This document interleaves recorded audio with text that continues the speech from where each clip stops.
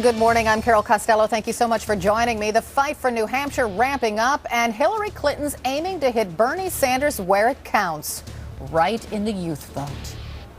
I'm going to have some work to do to reach out to young voters, maybe first-time voters who have to make a tough decision as they evaluate who should be our president, our commander-in-chief, and I intend to do that, laying out my case, where I contrast on the issues. Well, that won't be easy. According to Iowa entrance polls for Democrats, those aged between 17 and 29, only 14% chose Clinton, 84% chose Sanders. With young voter support like that, can Clinton even make a dent? Mark Preston is in New Hampshire with more on that this morning. Good morning.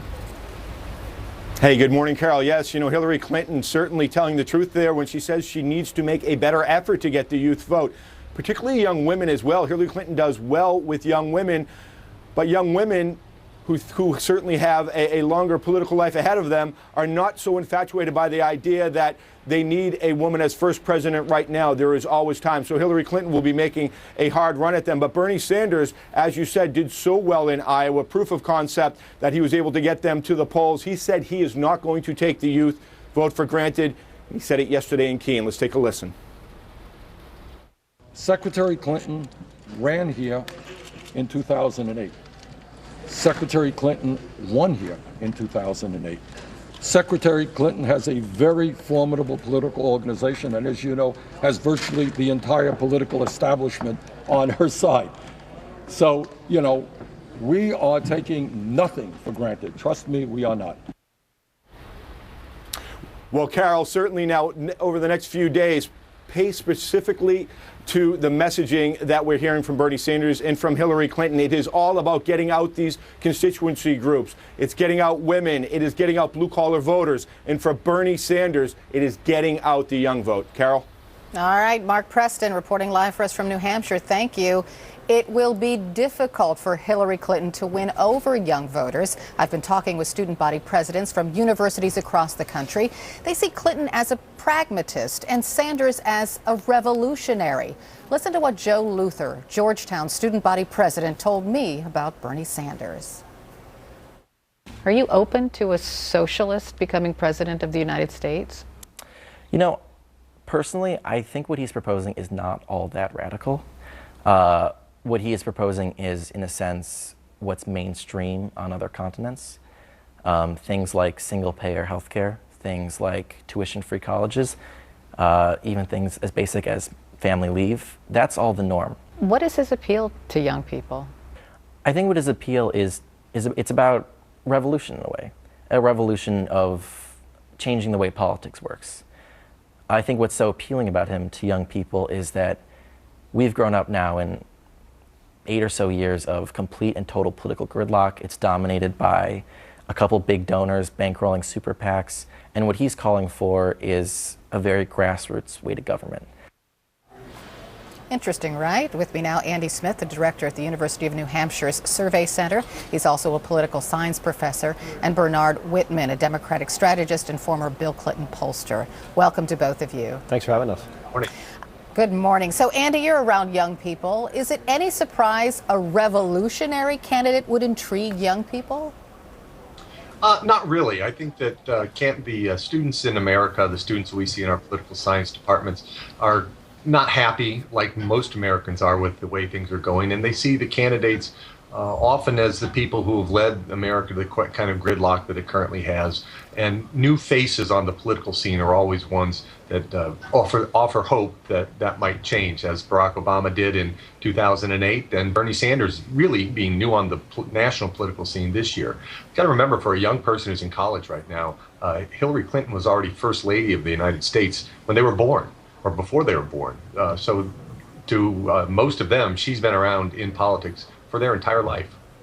But so is Bernie Sanders, except he didn't. Exactly. Yeah, go Bernie ahead. Sanders was not known. Right, you're right about that. So Bernard, a question for you.